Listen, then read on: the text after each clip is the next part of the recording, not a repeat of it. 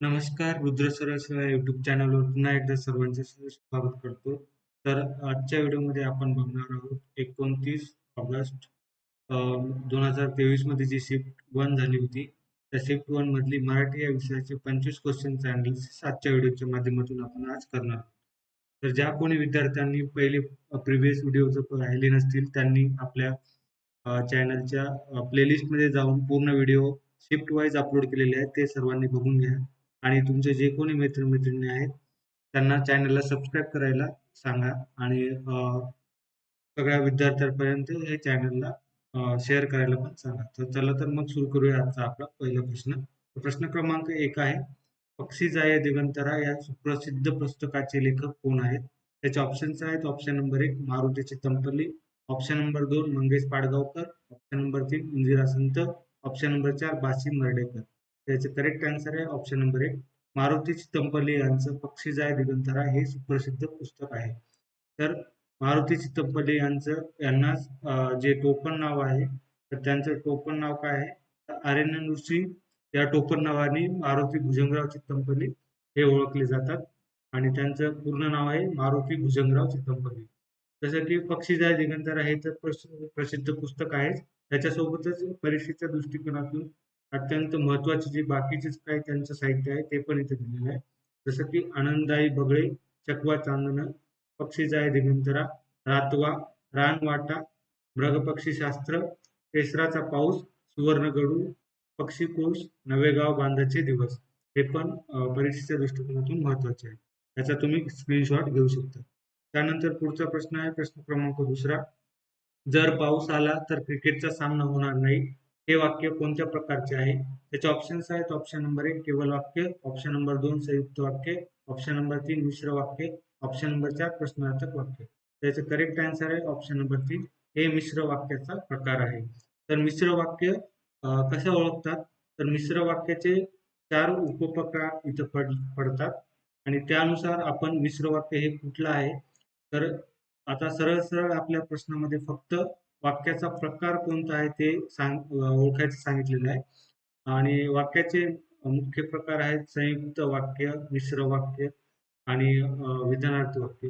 तर हे मिश्र वाक्य आहे. तर मिश्र वाक्यामध्ये त्याचा उपप्रकार जर बघितला आपण मिश्र वाक्याचं, तर वाक्यामध्ये जर आणि तर हे आलेलं आहे. म्हणजेच काय? हे संकेत बोधक मिश्र वाक्य आहे. तर संकेत बोधक मिश्र वाक्यामध्ये जर, तर, जरी, तरी, जेव्हा, तेव्हा हे आलेले असते आणि स्वरूप बोधक मिश्र वाक्यामध्ये म्हणून, की, जे हे जे उभयान्वयी अव्यय आहेत, या अव्ययांनी 2 वाक्ये जोडलेली असतात, त्याला आपण मिश्र वाक्य.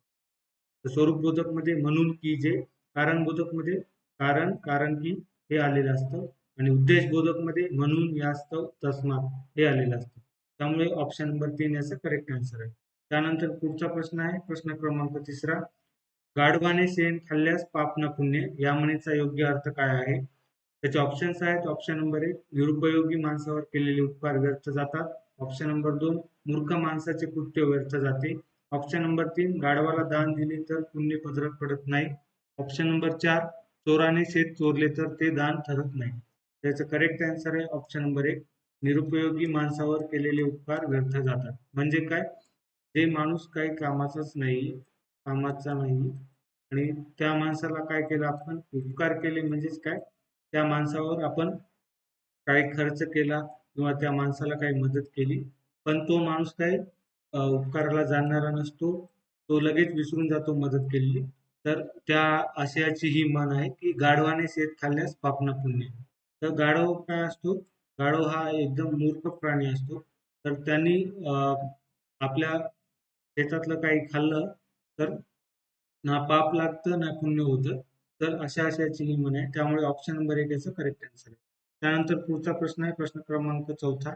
चित्रलिपी हा कविता संग्रह कोणत्या कवीचा आहे? त्याचे ऑप्शन्स आहेत. Option number 1 Dilip Chitre, option number 2 Arun Kolatkar, option number 3 Grace, option number 4 Vasant Abaji Dahake. त्याचं करेक्ट आन्सर आहे ऑप्शन नंबर 4 वसंत आबाजी डहाके यांचा हा चित्रलिपी हा कविता संग्रह आहे. तर वसंत आबाजी डहाके यांचे बाकीचे काही जे साहित्य आहे ते पण इथं दिलेलं आहे. जसं की शुभवर्तमान, योगभ्रष्ट, सुनसेट, चित्रलिपी, अधोलोक ही त्यांची कादंबरी आहे प्रतिबद्ध आणि मर्त्य ही पण कादंबरी आहे आणि योग भ्रष्ट ही कविता आहे. तर हे याचा तुम्ही स्क्रीनशॉट घेऊ शकता किंवा तुमच्या नोटबुकमध्ये हे लिहून घेऊ शकता. तर वसंत आबाजी डहाके यांची चित्रलिपी ही हे कविता संग्रह आहे. त्यामुळे ऑप्शन नंबर 4 याचं करेक्ट आन्सर आहे. त्यानंतर पुढचा प्रश्न क्रमांक 5वा. वाचाळ या शब्दाचा विरुद्धार्थी शब्द ओळखा. त्याचे ऑप्शन्स आहेत. ऑप्शन नंबर 1 निर्णायक, ऑप्शन नंबर 2 अबोल, ऑप्शन नंबर 3 बोलघेवडा, ऑप्शन नंबर 4 उपकर्ष. त्याचं करेक्ट आन्सर आहे ऑप्शन नंबर 2 अबोल हा वाचाळ या शब्दाचा विरुद्धार्थी शब्द आहे. तर अबोल म्हणजेच काय, जो की कमी बोलतो किंवा बोलतच नाही, कमी बोलणारा. आणि वाचाळ म्हणजे काय, सारखा बडबड करत असतो, त्याला आपण वाचाळ म्हणतो. त्यामुळे ऑप्शन नंबर 2 याचं करेक्ट आन्सर आहे. त्यानंतर पुढचा प्रश्न क्रमांक 6वा.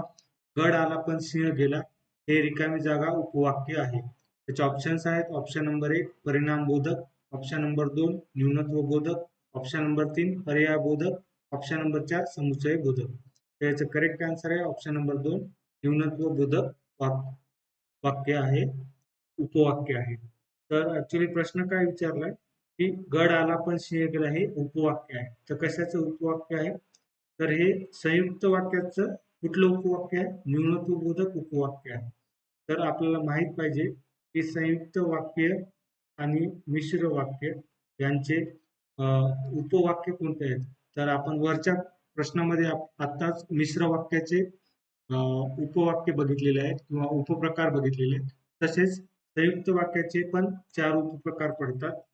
समुच्चय बोधक संयुक्त वाक्य, न्यूनत्व बोधक संयुक्त वाक्य, विकल्प बोधक संयुक्त वाक्य आणि परिणाम बोधक संयुक्त वाक्य. तर न्यूनत्व बोधक संयुक्त वाक्य कसं ओळखायचं, तर न्यूनत्व बोधक मध्ये पण, परंतु, परी हे काय आहे, हे उभयान्वयी अव्यय आहेत. या अव्ययांनी 2 वाक्ये जोडलेली असतात, त्याला आपण म्हणतो न्यूनत्व बोधक संयुक्त वाक्य. तर या वाक्यामध्ये आपण बघितलं तर पण हा शब्द आलेला आहे. तर हा पण संयुक्त वाक्यामध्ये न्यूनत्वबोधक वाक्यासाठी वापरतात. त्यामुळे त्याचं करेक्ट आन्सर आहे ऑप्शन नंबर 2 न्यूनत्वबोधक. आणि जर समुच्चय बोधक मध्ये काय वापरतात, आणि व अन, विकल्प बोधक मध्ये किंवा व अथवा की, परिणाम बोधक मध्ये म्हणून सबब त्यामुळे. तर पुढचा प्रश्न बघू आपण. प्रश्न क्रमांक 7वा. नामदेवने आपला चष्मा घरभर शोधला, शेवटी तो त्याच्या डोक्यावरच सापडला, म्हणतात ना रिकामी जागा. त्याचे ऑप्शन्स आहेत. ऑप्शन नंबर 1 आपलेच दात आपलेच ओठ, ऑप्शन नंबर 2 नाव मोठं लक्षण खोटं, ऑप्शन नंबर 3 दृष्टी आड सृष्टी, ऑप्शन नंबर 4 काखेत कळसा गावाला वळसा. त्याचं करेक्ट आन्सर आहे ऑप्शन नंबर 4 काखेत कळसा गावाला वळसा. जनरली आपण ही जी म्हण आहे ती आपल्या दैनंदिन जीवनामध्ये पण ही म्हण लागू होते किंवा हे वापरली जाते. तर नामदेवने काय केलं, त्याचा जो चष्मा आहे तो घरभर शोधला, पण त्याला तो चष्मा जो त्याचा आहे तो कुठे सापडला शेवटी, तर त्याच्या डोक्यावरच सापडला. त्यामुळे काय झालं की काखेत कळसा गावाला वळसा ही म्हण इथं बरोबर फिट होते. त्यामुळे ऑप्शन नंबर 4 याचा करेक्ट आन्सर आहे. म्हणजे काय की जे आपल्या जवळच असतं पण त्याला आपण गावभर इतरत्र शोधत असतो, अशा आशयाची ही म्हण आहे. त्यामुळे ऑप्शन नंबर 4 याचा करेक्ट आन्सर आहे. त्यानंतर पुढचा प्रश्न क्रमांक 8वा. हात टेकणे या वाक्प्रचाराचा अचूक अर्थ सांगा. त्याचे ऑप्शन्स आहेत. ऑप्शन नंबर 1 वरचढ ठरणे, ऑप्शन नंबर 2 निरुपाय होणे, ऑप्शन नंबर 3 संकटाशी लढणे, ऑप्शन नंबर 4 ढवळाढवळ करणे. त्याचं करेक्ट आन्सर आहे ऑप्शन नंबर 2 निरुपाय होणे. हात टेकणे म्हणजे काय, तर हात टेकणे या म्हणीचा अर्थ आहे की काहीच उपाय न सापडणे किंवा उपाय न राहणे किंवा काहीच आता त्याचा ऑप्शनच नाही राहिले, तर अशा आशयाची ही म्हण आहे. तर निरुपाय होणे म्हणजे काय, हात टेकणे. त्यामुळे ऑप्शन नंबर 2 याचा करेक्ट आन्सर. त्यानंतर पुढचा प्रश्न क्रमांक 9वा. निरर्थक या शब्दाचा विरुद्धार्थी शब्द ओळखा. त्याचे ऑप्शन्स आहेत. ऑप्शन नंबर 1 अर्थपूर्ण, ऑप्शन नंबर 2 अर्थगर्भ, ऑप्शन नंबर 3 अर्थशून्य, ऑप्शन नंबर 4 अर्थात. त्याचं करेक्ट आन्सर आहे ऑप्शन नंबर 1 अर्थपूर्ण. तर आपल्याला काय करायचंय, या प्रश्नामध्ये काय सांगितलेलं आहे की निरर्थक या शब्दाचा काय करायचंय, विरुद्धार्थी शब्द ओळखायचे. निरर्थक म्हणजेच काय की ज्याला काहीच अर्थ नाही, अर्थ नसलेला त्याला आपण म्हणतो निरर्थक, किंवा निरुपयोगी असं पण त्याला आपण म्हणू शकतो. आणि त्याचा काय करायचं आपल्याला विरुद्धार्थी शब्द ओळखायचा आहे. तर त्याचा विरुद्धार्थी शब्द आहे अर्थपूर्ण. त्यामुळे ऑप्शन नंबर 1 याचा करेक्ट आन्सर आहे. त्यानंतर पुढचा प्रश्न, प्रश्न क्रमांक 10वा. जहाल या शब्दाचा विरुद्धार्थी शब्द कोणता आहे? त्याचे ऑप्शन्स आहेत. ऑप्शन नंबर 1 उग्र, option number 2 Jalal, option number 3 मवाळ, ऑप्शन नंबर 4 तिखट. त्याचं करेक्ट आन्सर आहे ऑप्शन नंबर 3 मवाळ. तर काय करायचं आपल्याला जहाल या शब्दाचा विरुद्धार्थी शब्द ओळखायचा आहे. जहाल या शब्दाचा विरुद्धार्थी शब्द आहे मवाळ. तर आपण जो इतिहास वाचतो, इतिहास आपल्याला असतो किंवा इतिहास आपल्या सिलेबसमध्ये पण आहे. तर इतिहासामध्ये दोन गट होते. एक जहाल गट होता आणि एक मवाळ गट होता. तर जहाल गट कोणाचा होता हे सर्वांना माहित आहे आणि मवाळ गट कोणाचा होता हे पण सर्वांना माहित आहे. तर जहाल गट जो होता तो अत्यंत म्हणजे काय म्हणू शकतो आपण त्याला की मागचा पुढचा विचार न करता डायरेक्ट निर्णय घेणे असा जो जहाल गट होता. आणि मवाळ गटाचे जे नेते होते ते काय करायचे की निर्णय थोडं लेट घ्यायचे किंवा निर्णय घेताना थोडं मागे पुढे बघायचे. त्यामुळे याचा आपण म्हणू शकतो की जहालच्या विरुद्धार्थी शब्द मवाळ. त्यानंतर पुढचा प्रश्न, प्रश्न क्रमांक 11वा. अजातशत्रू या शब्दाचा समानार्थी शब्द कोणता आहे? त्याचे ऑप्शन्स आहेत. ऑप्शन नंबर 1 हितशत्रू, ऑप्शन नंबर 2 अनेक जातीचे शत्रू, ऑप्शन नंबर 3 सर्व बाजूंनी शत्रू, ऑप्शन नंबर 4 कुणाशीही शत्रुत्व नसलेला. त्याचं करेक्ट आन्सर आहे ऑप्शन नंबर 4 कुणाशीही शत्रुत्व नसलेला, त्याला आपण म्हणतो अजातशत्रू. अजातशत्रू. तर अजातशत्रू म्हणजेच काय की ज्याचा कोणी शत्रू नसलेला त्याला आपण म्हणतो अजातशत्रू. म्हणजे असे काही लोक असतात समाजामध्ये किंवा तुमच्या कॉलेजला पण असू शकतात किंवा तुमच्या जवळपास पण असतात की जो व्यक्ती आहे तो व्यक्ती सर्वांना हवा असं वाटतो आणि त्याच्याशी कोणी शत्रुत्व करत नाही. तर असे लोक असतात अजातशत्रू. त्यामुळे ऑप्शन नंबर 4 याचं करेक्ट आन्सर आहे. त्यानंतर पुढचा प्रश्न, प्रश्न क्रमांक 12वा. पुढील विधानाला जी मन योग्य असेल असा पर्याय ओळखा. तर विधान आहे काव्य गायनासाठी मित्राला नेल्यावर तो सारखा डुलक्या घेत होता, म्हणतात ना रिकामी जागा. तर त्याचे ऑप्शन्स आहेत. ऑप्शन नंबर 1 गाढवाला गुळाची चव काय, ऑप्शन नंबर 2 पालथ्या घड्यावर पाणी, ऑप्शन नंबर 3 पिकते तिथे विकत नाही, ऑप्शन नंबर 4 दुष्काळात 13वा महिना. त्याचं करेक्ट आन्सर आहे ऑप्शन नंबर 1 गाढवाला गुळाची चव काय. म्हणजे काय, तर काव्य गायनासाठी मित्राला नेल्यावर तो सारखा डुलक्या घेत होता. तर ते गेले होते कशासाठी? ते काव्य असतात म्हणजे जे कविता जिथं गायली जाते ते ऐकण्यासाठी मित्राला घेऊन गेले होते. पण मित्र काय करतो तिथं, तर तिथं त्याला झोप आवरत नाही, तो काय करतो डुलक्या घेतो. म्हणजेच काय की त्याला त्या काव्य गायनाच्या जो कार्यक्रम होता त्याच्याशी कसलाही त्याचा काहीच संबंध नाही असा तो दाखवता. म्हणजे काय त्याला काही इंटरेस्ट नव्हता त्यामध्ये. त्यामुळे आणि तो काय करत होता पेंगत होता म्हणजे काय डुलक्या देत होता.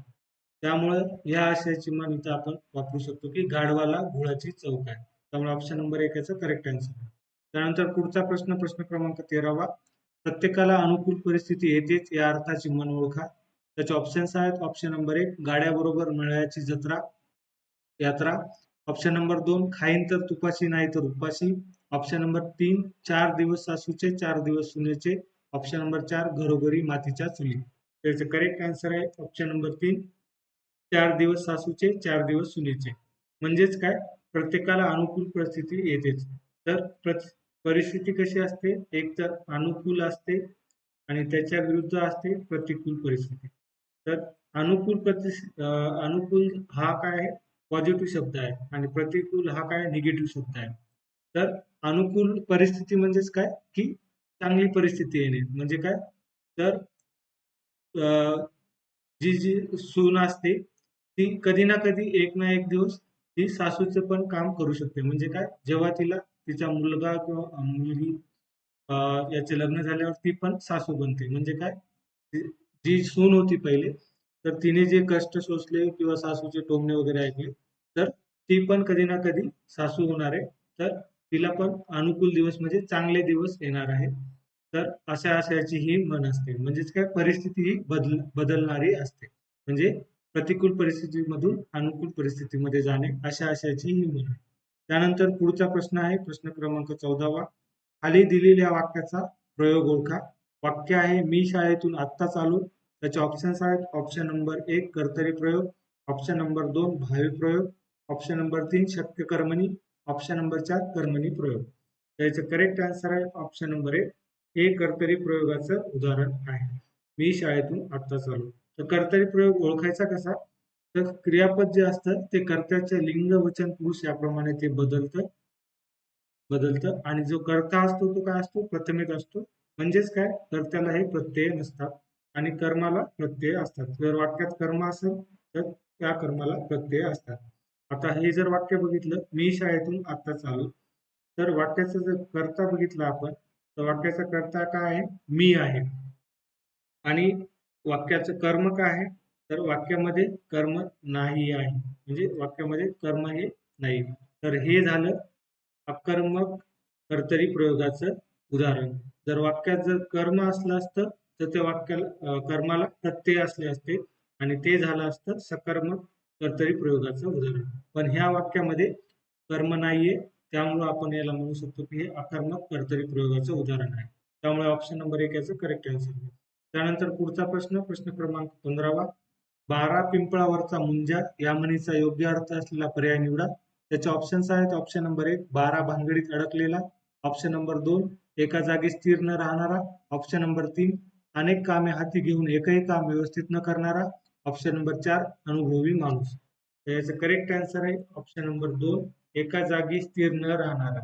तर त्याला काय म्हणतो आपण? 12 पिंपळावरचा मुंजा. तर एखादा जो व्यक्ती असतो तो काय सतत इथून ना तिथून फिरत असतो.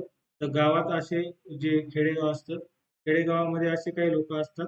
तर कधी कधी ते काय करतात की एखाद्या पारावर बसतात, तिथे थोडा वेळ टाइमपास केला अर्धा एक तास, तर परत ते घरी जातात. घरी जाऊन परत कुठं कोणाच्या इथे जेवण असेल तर त्या जेवणाला जातात. परत तिथून कोणाच्या तरी शेतात जातात. तर तो काय करतो माणूस किंवा ती व्यक्ती एका जागी स्थिर न राहता सतत फिरत असते. तर त्या व्यक्तीला आपण म्हणतो की 12 पिंपळावरचा मुंजा. त्यामुळे ऑप्शन नंबर 2 याचं करेक्ट आन्सर आहे. त्यानंतर पुढचा प्रश्न क्रमांक 16वा. खालीलपैकी विसंगत शब्द ओळखा. त्याचे ऑप्शन्स आहेत ऑप्शन नंबर 1 अंबर, ऑप्शन नंबर 2 ग्रह, ऑप्शन नंबर 3 गगन, ऑप्शन नंबर 4 नभ.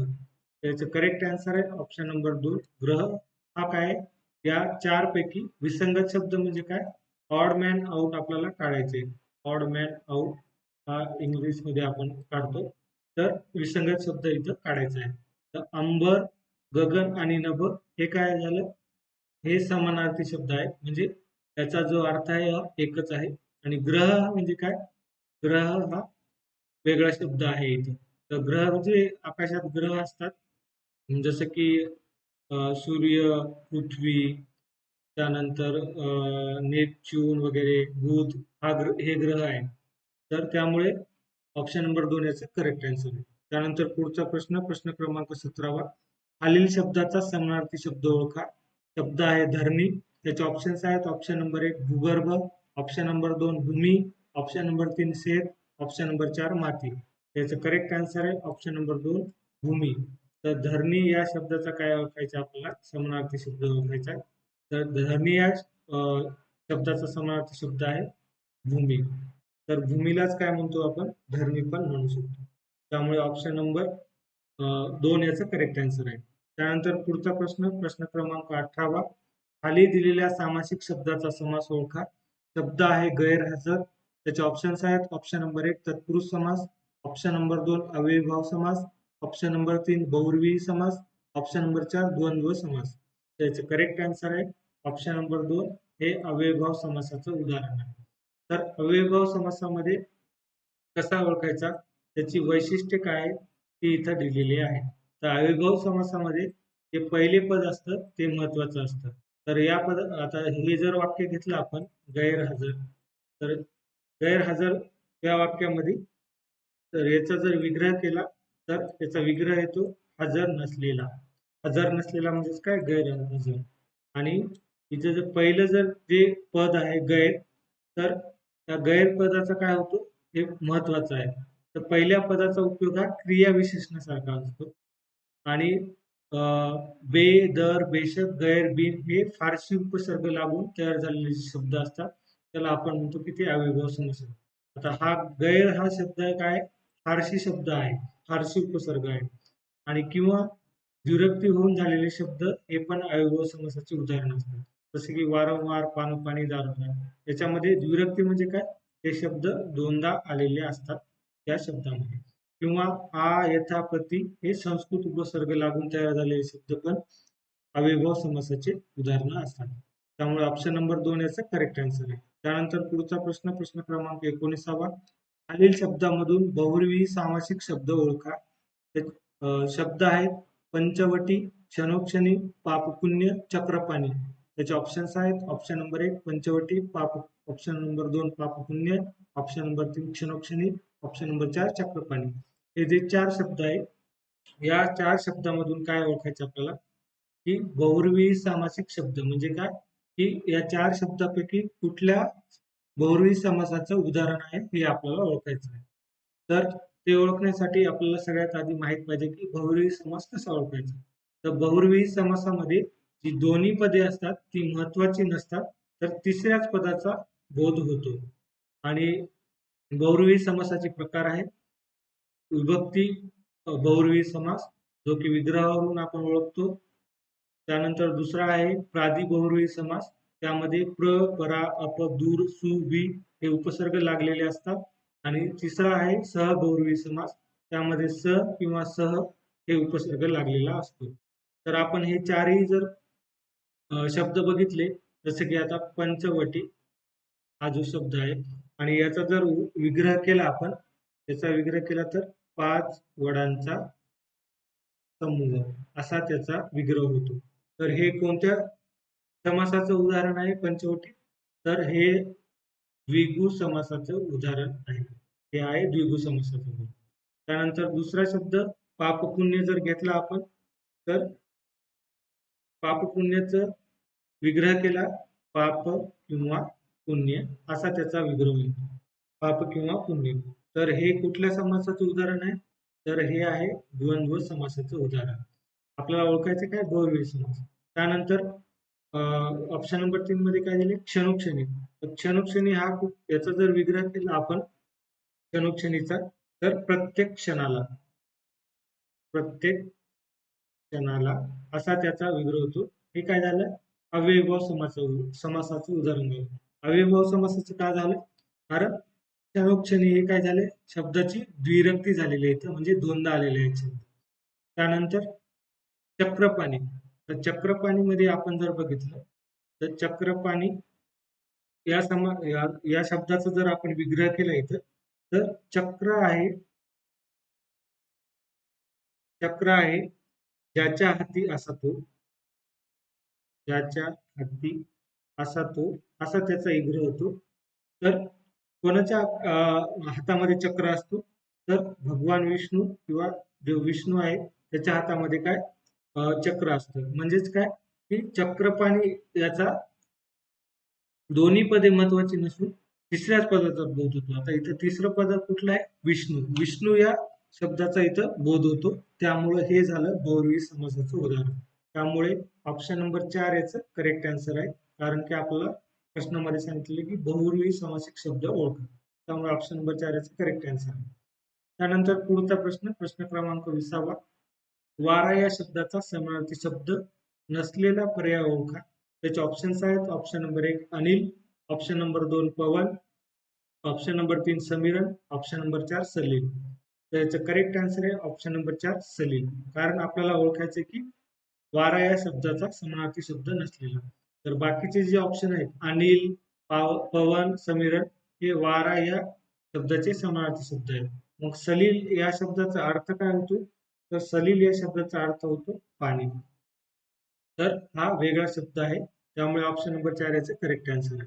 त्यानंतर पुढचा प्रश्न, प्रश्न क्रमांक 21वा. खाली दिलेल्या वाक्याचा प्रयोग ओळखा. वाक्य आहे नळे इंद्रासी असे बोली जेले. त्याचे ऑप्शन्स आहेत ऑप्शन नंबर 1 नवीन कर्मणी प्रयोग, ऑप्शन नंबर 2 समापन कर्मणी प्रयोग, ऑप्शन नंबर 3 पुराण कर्मणी प्रयोग, ऑप्शन नंबर 4 शक्ती कर्मणी प्रयोग. त्याचं करेक्ट आन्सर आहे ऑप्शन नंबर 3 हे पुराण कर्मणी प्रयोगाचं उदाहरण आहे. तर पुराण कर्मणी प्रयोग कसा ओळखतात? तर त्याला प्राचीन किंवा पुराण कर्मणी प्रयोग म्हणतात. तर जे धातू असतो तर त्याला ज हा प्रत्यय लावून करीजे, बोलीजे, कीजे, दीजे अशी उदाहरणे जी असतात त्याला म्हणतो आपण ते प्राचीन किंवा पुराण कर्मणी प्रयोगाचे उदाहरण आहे.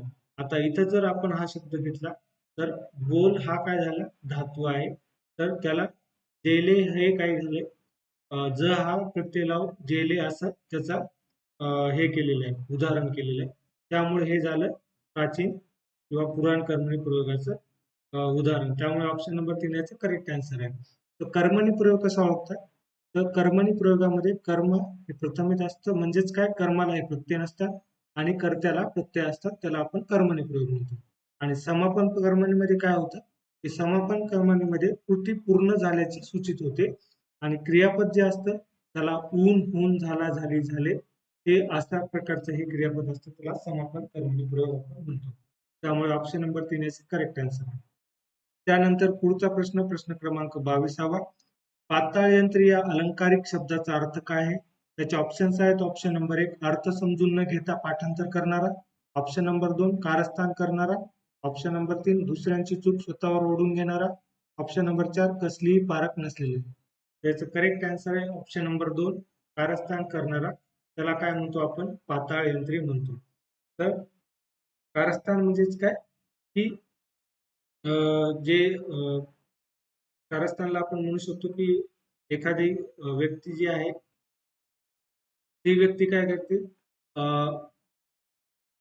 त्या व्यक्तीला दुसऱ्याचं जे चांगलं झालेलं हे होत नाहीये म्हणजे चांगलं झालेलं त्याच्या डोळ्यात खुपतो अशा व्यक्तीने तो काय करतो त्या व्यक्ती बद्दल दुसऱ्याला काहीतरी वाईट सांगून कारस्थान करतो असा व्यक्ती त्याला म्हणतो आपण पाताळ यंत्री. त्यामुळे ऑप्शन नंबर 2 याचा करेक्ट आन्सर आहे. त्यानंतर पुढचा प्रश्न, प्रश्न क्रमांक 23वा. शेजारचे घर पावसाळ्यात गळते या वाक्याचा प्रकार ओळखा. त्याचे ऑप्शन्स आहेत. ऑप्शन नंबर 1 संयुक्त वाक्य, ऑप्शन नंबर 2 केवल वाक्य, ऑप्शन नंबर 3 मिश्र वाक्य, ऑप्शन नंबर 4 नकारार्थी वाक्य. याचं करेक्ट आन्सर आहे ऑप्शन नंबर 2 हे केवल वाक्याचं उदाहरण आहे किंवा केवल वाक्याचा प्रकार आहे. तर केवल वाक्य कसं ओळखतात? जे वाक्य आहे ते केवल वाक्यामध्ये एकच काय असतो? कर्ता असतो. त्याला आपण म्हणू शकतो की उद्देश असतो. तो उद्देश आणि वाक्यामध्ये जे क्रियापद असतं ते क्रियापद पण एकच असतं. त्याला आपण म्हणतो विधेय. त्यामुळे ते वाक्य केवल वाक्य असतं. तर किंवा ते वाक्य असतं त्या वाक्यामध्ये ते विधानार्थी वाक्य असतं किंवा ते प्रश्नार्थी वाक्य असतं किंवा त्याला आपण म्हणतो की ते वाक्य आज्ञार्थी वाक्य असतं.